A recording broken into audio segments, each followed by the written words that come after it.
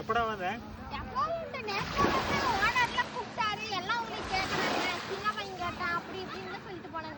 நேற்று நீ என்ன சொன்ன?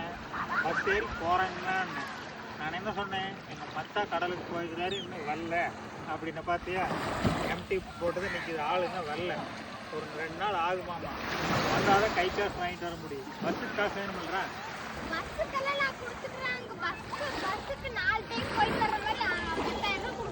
சொல்றாங்க 10 காசு. நீ 2 வாரம் தான் ஆச்சு, 3000 ரூபா இல்லை, 2 வாரத்தில் முள்ளங்கி கொத்தாட்ட எடுத்து 3000 ரூபா உனக்கு கொடுத்துக்கிறாங்க. 5 வருஷம் ஆச்சு, 10 காசு இன்னும் அவங்க எனக்கு கொடுக்கல. எங்கடா கொடுப்பாங்க?